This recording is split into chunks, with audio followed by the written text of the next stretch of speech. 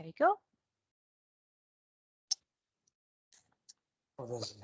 Amy's with us. Good afternoon, everybody, and welcome to the People Policy Development Committee for June. I hope you've had a nice couple of months, got the elections behind us, and a bit of sunshine as well. So it's nice to see everybody back here. First item on the agenda is apologies for absence. Alison? No apologies today, Chair. Okay, great. Thank you very much. Second item is disclosures of personal prejudicial interests. Easy for me to say.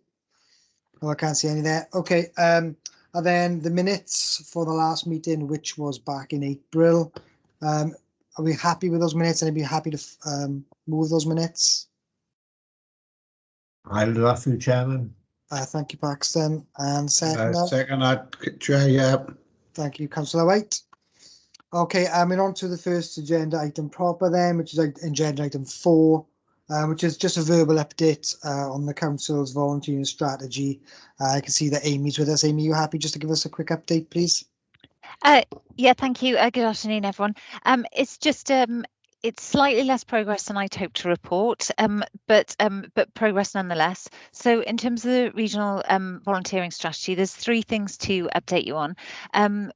I've spoken before about the work we did around regionally around some of the volunteering work, and just to let you know, in the next or week after next, a large amount of this work was around some toolkits and information advice for around volunteering. So this included volunteering in the green, around green volunteering, environmental volunteering, sorry, and also diversifying volunteering base. So these toolkits are all going to be launched. So they're going to be hosted regionally on different partners' websites. So I'll send the details around. I don't have the exact details yet. I was hoping to have them for this meeting, but that's happening in the next fortnight.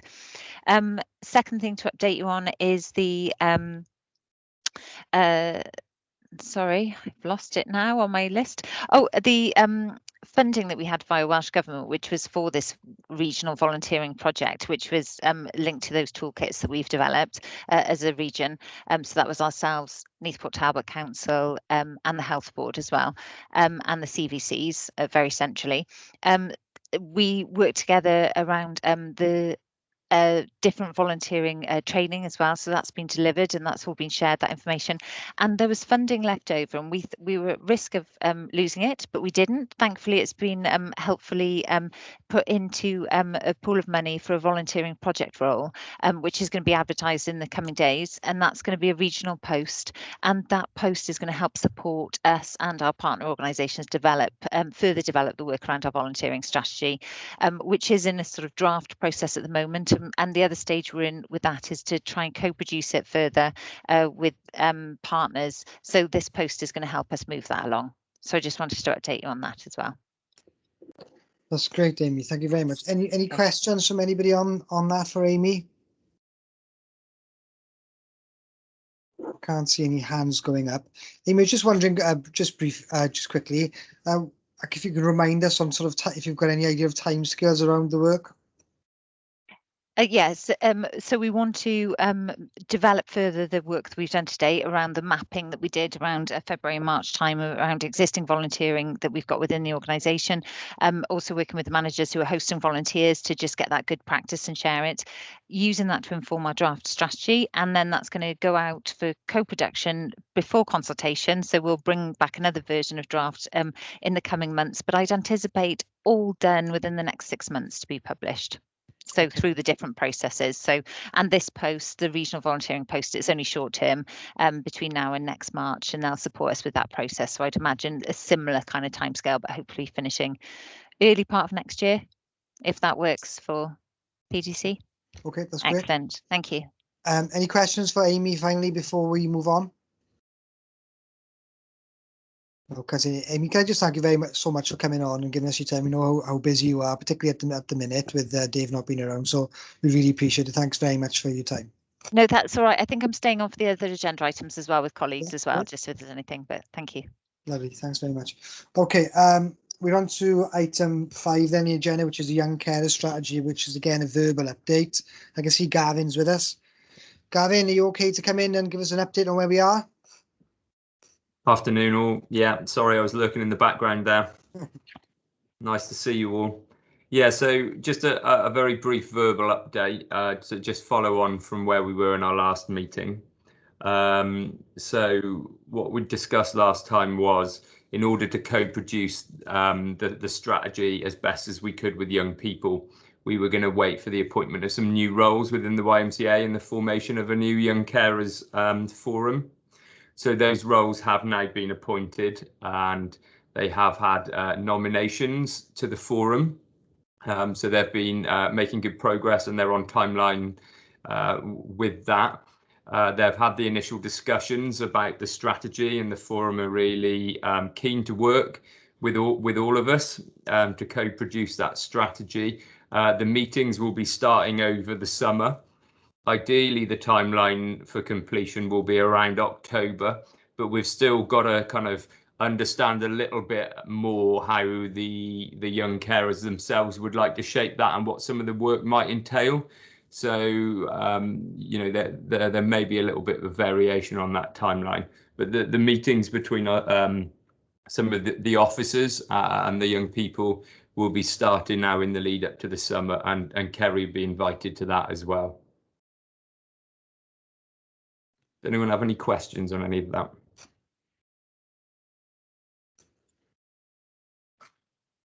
Any questions for Gavin at all on that? Mike, Mike, yes, Gavin, just a query. You said you got from across the areas. Have they got any idea what type of catchment area they be covering? Do you know, I don't know in terms of the geographical areas where all of those young people have come from, but it's certainly something that I can inquire about. We'll be, you know, I will be meeting with them face to face, so I can certainly get an idea of that, and I can feed back to you in the next meeting. Yeah, why I asked that, Gavin, really, because if we link with perhaps our comprehensive schools as well, they might be able to give us some sort of guidance on where their boundaries are, which might be of help for you. Yeah, no, absolutely. I mean, obviously the YMCA Swansea, who we commissioned to do the work, are linked into all the schools. So the cross section for young carers really does come from right across the city and county. It's just as to where the members of the forum themselves come from, I'm not familiar exactly with their locations, if that makes sense. Okay. Yeah. Okay. Thanks. Thanks, Gavin. Thank you, Mike. Paxton? Just a quickie, Chairman. Thank you. Just to confirm for my own peace of mind, if nothing else, the young lady who came and gave us a presentation from the YM, presumably she is still in position in post? Yes, absolutely. Yeah. So Agia is still that you've met. She's still very much the lead officer in YMCA for young carers. So the new officers that we're talking about is actually additional funding that they've secured, which is specifically to support running a forum to make sure that they've got a voice. So they've got all kinds of different things going on, from podcasts to YouTube channels, all manner of different things. So when we give you an update on the strategy work, we could also give you an update about some of the actual the work that's taking place on that front as well. I know that they're very keen to interview some of us for their podcast. So I think Kerry's already nominated on your behalf, but it might well be that we drag some of the rest of you into that as well, which could be good fun. I know at the minute, because they're quite new, one of the main focuses for them has been around, it's kind of coined as the summer of fun. So there's been quite a lot of different funding coming through around supporting positive activities for young people and children during the summer. So they've been, you know, really busy planning with Agia and the rest of the team what that kind of activity program will look like through the summer. So yeah, I think in the next update there'll be some really nice kind of positive feedback as well to give you. Yeah. Okay, thank you. Thanks, Gavin. I know we've got a couple of since the election, we had a couple of bit of by-election with some new members on the committee. So for their benefit, effectively, Gavin, the strategy that we're talking about that's on our work plan has kind of been delayed slightly because of what us wanted for the forum to develop really in parallel with that, in order that we can co-produce the strategy properly, really, isn't it? Yeah, I think as a group of officers, so for those of you who aren't familiar, yeah, we do have a kind of a cross-cutting working group of officers representing all the different areas. And obviously we have some of our draft thinking about what we think should be in a strategy. But obviously the most crucial part of that now is how we actually work with young people and the young carers themselves about what their views are, how they would like that strategy to be shared, how it could be presented, and for them to own it as much as possible. And we would just be sharing our thoughts and ideas and supporting that process, really. So hopefully at the end of it, we'll have a kind of a co-produced strategy in place then that will be, you know, we would be looking at that taking place for over the next 3 years. And we would have with that a more operational action plan that we would own as officers, that we would be then delivering on with kind of clear timescales for tracking as well. Thanks, Gavin. Okay, that's great. Okay, if any other questions for Gavin before we move on? No. Okay, Gavin, thanks very much for your time. Nice to see you all. Take care now. Appreciate it. Thank you. Okay, and then we're on to item 6 on the agenda then, which is the Swansea Council employability provision. I'm not sure exactly who's leading us on this. I know we've got Elliot, Joe, and Tim on the call. So, Elliot, is it you? Yeah. Hi, Chair. Yeah, I'm happy to sort of kick this off if that's okay. I've got a bit of a presentation I can run through. Great, thank you. Okay, I'll just try and share my screen. Wait a second. Right. Is everyone able to see this? Yes. Yeah. Yeah. Yes. Go. Great. Thank you. Right. Okay. Right. In terms of employability provision, first of all, sort of introductions. My name is Elliot Williams. I'm the external funding manager within economic development and external funding team within Place. And I'm joined by Joe Thomas and Tim Moss as well, colleagues with Tackling Poverty Service. We thought it would be helpful, I guess, in terms of employability provision, if we, for this initial meeting, I guess, to give a bit of a background really as to what employment provision, what projects we currently deliver as a council, just to give that sort of overview, and then sort of pose some questions really for the committee to consider. I suppose it's helpful perhaps to sort of outline what projects we currently deliver and how we kind of got to where we are really. A lot of the projects we deliver at the moment are backed by European funds, and generally speaking, European funding operated in sort of 7-year cycles. So for example, the Workways project there, this is sort of the 2nd or 3rd iteration of the project since European funding has been in the mix. But for some of the projects here, they were sort of developed either locally or regionally or nationally by Welsh Government. So since around 2015, a number of these projects, following the closure of the previous iteration of European funding and associated employability projects, a lot of those projects ended. And in sort of 2015, local authorities and Welsh Government alike were tasked really with trying to look at the new funding regime and what we could develop either locally, regionally, or nationally. On a national level, Welsh Government developed the Communities for Work project, which is, you can see on the list here, is we've categorized it as one project here, but technically it's split into 2, priority 1 and priority 3 for youth and adult provision. We also developed the Workways Plus project. That's a regional project operating across 5 local authority areas. That's targeting those aged 25 plus. Subsequently, the Cam Nessa project then was developed, targeting those aged 16 to 24. And whilst it targets the same sort of cohort really as Communities for Work, the youth strand, it's primarily focused on tier 2 needs, but also providing support to those in non-communities first areas. More recently, at the start of the pandemic, we were successful in obtaining some additional funding for Workways Plus to develop the short-term unemployed project, and also there's the Communities for Work Plus project, which out of all the projects listed there is the only project that's Welsh Government funded and as opposed to European funded, and it allows us some more flexibility then in terms of eligibility and cohorts. It sounds a bit, perhaps a little bit complicated, really, with various projects. That's probably a bit of an understatement in some ways. But if you can imagine the way a lot of the projects were developed off the back of national priorities and cohorts and funding regimes.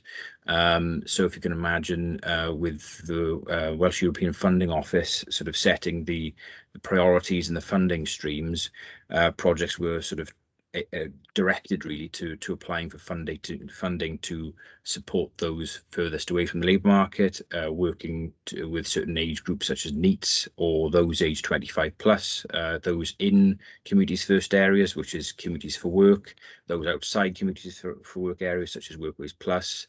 So it's a little bit of a complicated array of provision, but generally speaking, across all of the projects, there shouldn't be anyone who falls through the cracks in terms of securing employability provision or the provision that they need. And like I say, most of these projects have started in the last over the last 4 or 5 years. We've got to a position now where the sort of annual grant funding budget for the council for these projects is in the region of sort of £3 million a year. The delivery team across these projects is in the region of 50 members of staff across the project in terms of frontline delivery. And it goes without saying really that the majority of these projects are heavily financed by European funds. So of course we are now looking to the future and wondering what provision should look like in the future and where the funding sources might come from. Might it be Welsh Government domestic funds? Might it be shared prosperity fund? And one thing to note, and perhaps something for the committee to be sort of acutely aware of at this point, is the Cam Nessa project is closing imminently due to funding. So that does potentially provide a bit of a gap in provision for those furthest to reach NEETs, and that's something we need to perhaps look at as how we tackle that going forward, either with existing provision or if there's additional provision or other funding sources available for us to sort of tap into and fill that gap. Yeah, so that table just on screen there gives you a bit of an overview really as to the eligibility and the cohorts that we're sort of targeting. It's generally those furthest away, generally those long-term unemployed, with the exception of some of the STEW project or the short-term employed project. Those are the complex barriers, low or no skills, work-limiting health conditions or childcare responsibilities. It's also worth noting as well, we have the Swansea Working Initiative. That is something that's been in place for the last few years. And the idea with Swansea Working is it's a referral or access point, I guess, and provides a bit of cohesion or joined up sort of approach then to getting promoting these projects, because we appreciate how complicated the landscape is just with the council provision, and that's by virtue of, like I said, the funding and priorities that kind of led us down this path, dare I say. In terms of Swansea Working as well, we do have a Swansea Employability Network that we established in 2016, which is made up of over 40 plus agencies and projects. Because aside from the 6 local authority projects, there is a lot of other provision out there through third sector providers and the DWP and the like that also provide employability provision. So, and that's quite an active group. It's not something that it's something we administer sort of and coordinate impartially. So the idea is to try and make sure that the knowledge is there of our provision, of other projects and provision, to make sure that the right provision or the participants are diverted or to the right provider for them, so that there's the right provision is put in place for that particular individual's needs. It does also link to the 2018 Welsh Government Employability Plan, which is where one of the key aspirations from the plan there was to try and simplify the landscape. Again, quite complicated, a range of projects, and as I said, there's 40+ projects out there. But again, where possible, we're trying to pull things together. Support offered. So in terms of the projects, aside from the eligibility and how they're targeted. Second. Yeah, sure. Mike, you got your hand up. Do you want to wait until the end, or is it a question you want to ask? Yeah.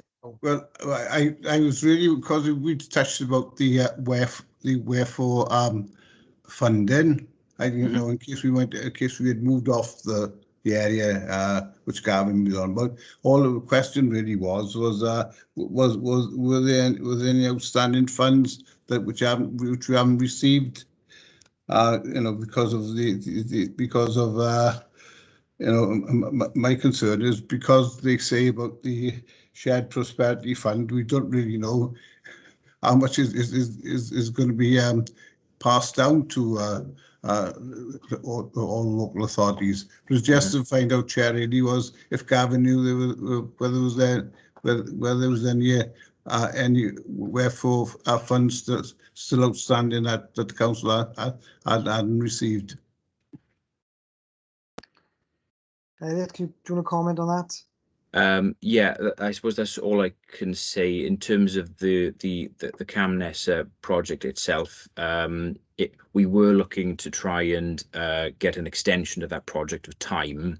There is budget still available within that project. However, it's a regional project, and wherefore have, despite being sort of lobbied by our regional lead in Pembrokeshire, they were unable to sort of get an extension to the project. So I think some areas of the project, some local authorities have perhaps committed their budget. Some of us were fortunate; we still have budget remaining, but its time is not on our side, unfortunately. And as is often the case with these European funded programs, there's a finite deadline, and it's computer says no, unfortunately, on that one. But yeah. Okay. Okay. Yeah. Okay. Yeah, I suppose just in terms of the support that's offered, I mean, in general terms, all of the projects provide this sort of provision, and quite often co-locate at different outreach and public sort of hubs and venues. They offer intensive mentoring support, triage and assessment of their barriers, needs. Staff will develop personalised action plans to support and overcome their barriers, such as confidence building, generally arrange training and welfare support, welfare rights and welfare advice, volunteering placements where possible. We have, through one of the projects, we have a volunteer development officer on a secondment arranged with their CVS, so very much plugged into the voluntary sector there. A couple of the projects have paid work opportunities budgets, so we're able to sort of pay for sort of a wage subsidy scheme for up to sort of 12 weeks, where somebody can try out a placement with a business or within the council, and then from that they quite often end up with a job outcome. But that sort of provision does allow an individual a bit of a taster, really, of what that job is going to be like, and it also offers the employer an opportunity to try that individual out to see how they fit with the role before formally offering a job. Generally, job search work trials and opportunities via that employability network will be shared as well. So it's quite a joined up approach, we think, given some of the complexities.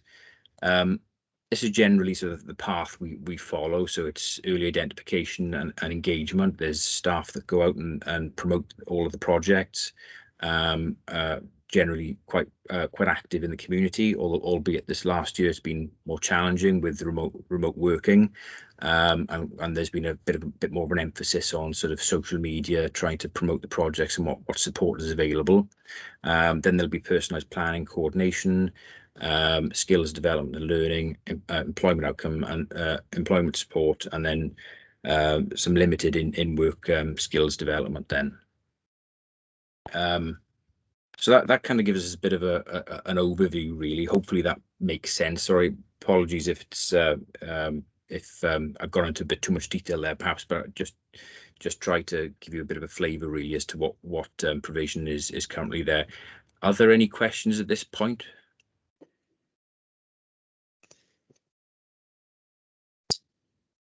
It might be worth just going through the next couple of slides, Elliot, Yeah. and then coming back, I think, perhaps. Yeah, sure. So a couple of questions we had, or perhaps we thought we'd focus in on initially here is, obviously I've set the scene in terms of the provision of the projects that are available with the council and as part of the wider network, and noted that the Camnessa project, which is focusing on those furthest to reach needs, is coming to an end shortly. I suppose the question one really is around supporting young people into employment. There's a number of sort of options we could look at in terms of the provision. One thing perhaps to note at this point is, I think now is a good time to perhaps take stock of these projects and how we've been delivering them over the last 5-6 years, really, and perhaps look at improvements, adjustments, changes. It goes without saying, I think there's a policy commitment from Welsh Government to try and simplify the landscape and that sort of thing, given some of the complexities around different provision and cohorts and that sort of thing. It's more a case of trying to make perhaps the best of what resources we currently have available. It kind of leads on to my second point then, which is an additional project. So aside from the projects I just mentioned, we were also able to secure funding for the Kickstart scheme, which is a DWP scheme that launched end of last year, and basically it's a scheme that allows us to set up placements internally with the council and externally with businesses, acting as a bit of a gateway, and we can facilitate paid placements for NEETs aged 16 to 24 to basically offer 25-hour-a-week paid work opportunities for 6 months. So it's an additional strand of support that we've been running for the last 6 or 7 months, and we're looking to sort of roll that out a bit wider now in terms of the council provision. We initially started offering placements within businesses that we had a relationship with through our existing projects, and following the success of that, we're looking to perhaps roll this out across the council. In the last couple of months, we started looking at setting up placements within corporate building services, waste management, and those seem to be going pretty well at the moment. But we do feel that there's perhaps a wider opportunity as one of the largest employers in Swansea to offer, a diverse range of placements across the organisation in a range of different work areas. It provides the young person with 6 months paid work up to 25 hours, but crucially for them, it's that experience, and it's that sort of experience they can refer to on job applications and things like that, to say that they worked in a particular work area within Swansea Council, and it gives them a bit of a step up, really, in their career aspirations.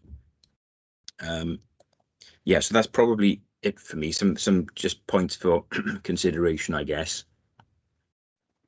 Okay, Paxton and then Yvonne.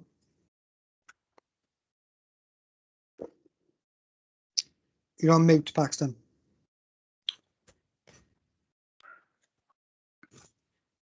I think you're still on mute. Sorry, my apologies. What I was interested in is whether PSP was involved in any of these projects in any way, shape or form. Are they working together with us on this? Because certainly when we were talking about NEETs at one time, the LSP did a lot of work, and it's one of the projects that came out of that with NEETs in terms of getting them into employment. So I was just wondering whether partners with us are involved and to what extent. Yes, I suppose generally speaking, there are representatives on the employability network. Probably not all representations of the LSB, and certainly Kickstart. Perhaps there's opportunities there, perhaps for us to roll things out a bit more widely. But yeah, that's a fair question to be honest. I think initially with the Kickstart scheme, we were looking at setting up placements with businesses, whilst we sort of worked out some of the internal mechanisms of getting placements set up within the council, which sometimes can be a little bit challenging on times. But now those are in place, I think we're in a strong place perhaps to sort of promote how well things are working. We've got some good examples to build on, I guess. So that's perhaps something we could roll out a bit more widely. Okay, thank you. Thanks, Paxton. Thanks, Yvonne. And then Mike. Thanks, Chair. Chair, I've got a couple of questions, so I hope that's okay. Yeah. Okay. What I wanted to know is, with the previous project to the Kickstart and with the Kickstart, are you looking to involve the third sector, and have you approached anyone in the third sector, and is that part of your plan? Yes, in terms of the third sector engagement, I did link in with SCVS Amanda Carr initially with Kickstart, and as I say, with the third sector, we've got a formal arrangement with SCVS to facilitate volunteering placements. So we have a dedicated officer that is resourced by the Workways Plus project within SCVS. I appreciate all too often we rely on their services, but we don't necessarily. So we wanted to make sure that with starting the Workways project, that we built in resource to so that there was dedicated budget there available and provision for volunteering officer. So that's really worked quite well, and over the last few years we've achieved many sort of volunteering outcomes, and that's a credit to the volunteering officer there. And with Kickstart? And with Kickstart, yeah, there's probably more we need to link in there more recently. I suppose it's one of those things we've been trying to work through some teething problems initially with the first couple of months of the project. But yes, I probably need to have a catch up with Amanda on that. Okay, I don't think, Elliot, you could find anyone who speaks more highly of SCVS than I do, but quite often they are in they can't be seen to favor one organization above the other, and I find the council depends on them a lot, but then they are not delivering as much as could be, let me put it that way. Right. For the moment, I'll leave the Kickstart there, but I feel there are lots of other organizations, small organizations that could benefit from Kickstart and could really turn a lot of young people's lives around that we at the moment are not. I know it's early days. Yeah. But I'm going to keep an eye to see, are we going to start accessing, moving on to some of that? And absolutely. My last question is, are you going to track, or are we tracking for bluntly, the ethnicities of the people who apply, who are successful, who move on. And can I at some point come back to you and say, okay, how many, what's the outcome, who's done? Because I didn't realize, and I'm a counsellor, that we had this Kickstart project. And to me, you know, there are such a lot of young people of all shades out there who don't have any work and who could be potentially benefiting or applying.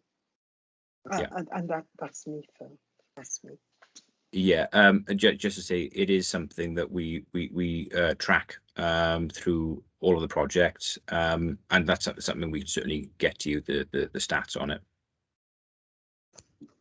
Thanks, Ed. Thanks, Okay, Yvonne. thanks, Elliot. Thanks, Chair. Thanks, Yvonne. Mike White. Yeah, thank you, Chair. And first of all, Ed, just apologise for calling you Gavin. I do apologise. That's okay. A few questions if I could. Is there still a Careers Wales network? That's one question. And also, the Kickstart scheme, Mike, it could be perhaps mentioned that it could be another form of the old YTS, which was about youth training services. You know, and I think that's you know that there could be some comparison to that, and also could the system be exploited by companies, and most importantly, if they were to be placements, would these companies be vetted?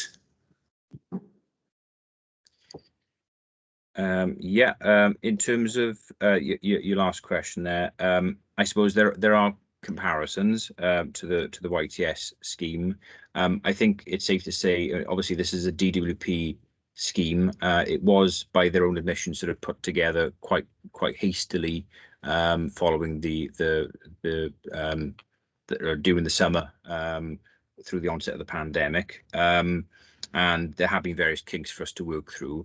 One thing they do as part of the basically as a gateway team, we have to promote the project to various businesses, and quite often we use businesses that we've already got a relationship with externally through our existing projects. So we've already got a bit of a track record. We know who the good employers are. We know, we don't want to work with employers who are constantly sort of cycling through participants because they see it as free labor, basically. We want people to get the best opportunity. So wherever possible, we've been using sort of our own experience and knowledge of businesses. Second to that, then, DWP do undertake due diligence checks themselves as well, and there have been some businesses that we've put forward, only a small number, who they've initially rejected, to our surprise, because as far as we're concerned, we've already worked with them previously, but they are quite stringent. So yeah, I appreciate there's a bit of there is potential to, but there are sort of checks and balances in place there. And in regards, is there still a network for Careers? Oh yes.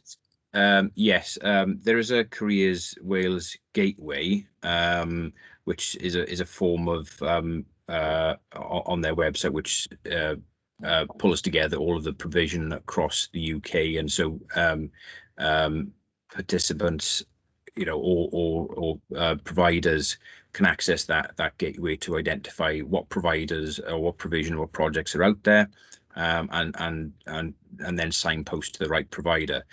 Careers Wales do attend our employability network at a local level, and there's also a regional skills partnership and employability group under the RLSP that meets sort of every quarter, really, generally, and so there is a network there as well. Good, yeah.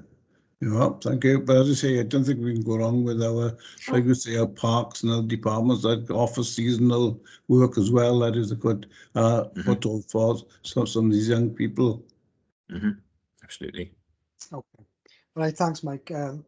Elliot, thanks very much. I've got a couple of questions actually. In terms of what you've described, and thanks for putting that effort in. It's a really comprehensive presentation. I think you've really covered it. Such a massive area, isn't it?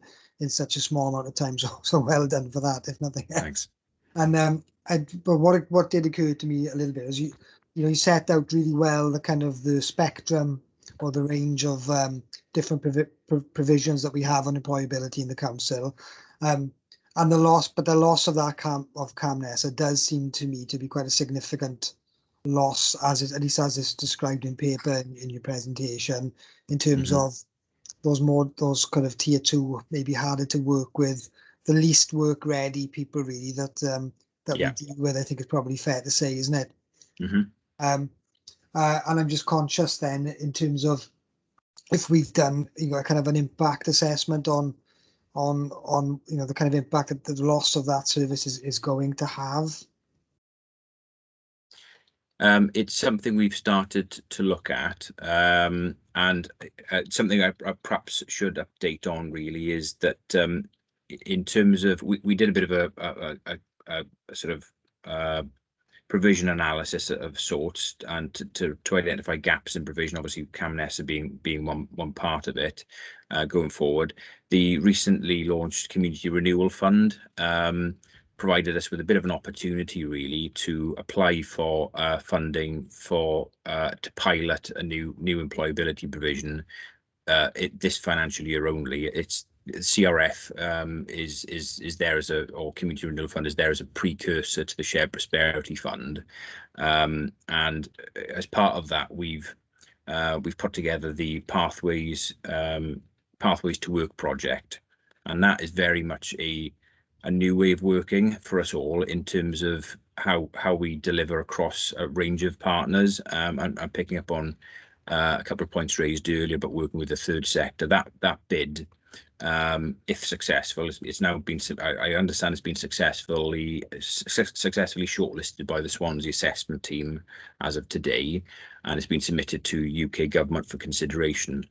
But that project will work with third sector partners such as the YMCA, SCVS, Gower College as well, and also working alongside Gavin's team, Gavin and Riley Phillips's team within the council, to try and knit together a package of provision for not just NEETs but also for adults, and trying to focus in on some of the gaps in provision through all age cohorts and that sort of thing. So if that's successful, that will almost be a bit of a test bed for some of this stuff.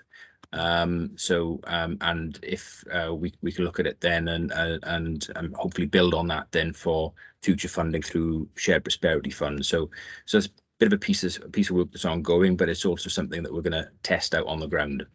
Yeah. Okay, that's fair enough. I think then in terms for us as a committee, then I know that you helpfully put in your presentation about a couple of the options that we could potentially look at as a committee, or be steering you guys on as a committee. And the two options really were the supporting young people into work, or to look at Kickstart. And a quick question on Kickstart. I might have missed it when you did your presentation. How did you say that was funded? That's funded via DWP, so that's a £2 billion fund available to the whole of the UK. Towards the end of last year, we applied to be a gateway to set up placements with businesses, but more recently then we looked to apply as an employer as well to set up placements within the council. Okay. I think the crucial thing is that struck me from your presentation is that the importance of, when CAMHNESA goes, something that can provide support to the most vulnerable needs, for want of a better description, to be work ready. Because I remember when I first came on the council, in the committee that Erica was chairing, and Erica's with us today, we had a presentation from Workability, I think it was called then, or something like that. And one of the challenges, I think it was from, I think Martin Nichols might have done the presentation actually, and it was about using building services to get some of our young people into apprenticeships and volunteering and things, and the difficulties that they were having because they couldn't. These young people didn't want to do interviews, and they were really they were struggling to get up in the morning, and those kinds of things. And it's those kinds of issues that CAMESA was designed, if I'm right, to support, really, isn't it? And Yeah, that would be a big concern of mine, is that whatever comes next, which is because that's what CAMESA means, but whatever comes next, then that we don't want to lose that part of it, because otherwise that's going to be a generation of young people that get lost. Yeah, absolutely. I'm hoping that the Community Renewal Fund application will sort of provide a bit of a solution to that in the short term, albeit, you know, if we UK government will make a decision on that during July, I'm told, for mobilisation of projects in August, and then the project would have to wrap up in March. But the idea there is that we would work with the transition workers within Gavin Evans and Ryland's team, who are currently supporting it's those staff that will remain once the CAMESA project ends. But then the transition workers could work alongside YMCA to do that early engagement work to build people up in terms of their confidence and that sort of thing. And then we can work with the colleges with training. We can work with some of the employment mentors within the council then to try and try out work placements as well. That we are finding as well that there are some 16 to 18-year-olds who aren't eligible for Kickstart because they're not in receipt of universal credit. So this project would fill that gap as well. It'll be interesting to see how that pans out, and that may help us in the short term. Okay. All right. I think it just remains for us as a committee to decide really how we want to move forward in terms of supporting this.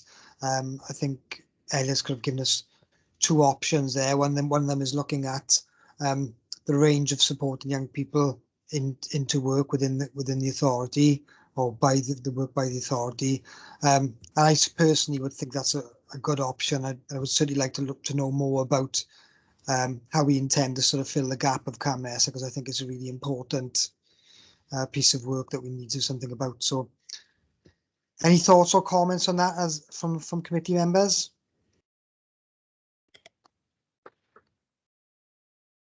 Anybody want to come in? And Steve Gallagher, are you indicating, or you just got itchy finger? No, it's I've broken the nail in my finger and it's annoying me. No, I'd agree with the way that you've suggest forward.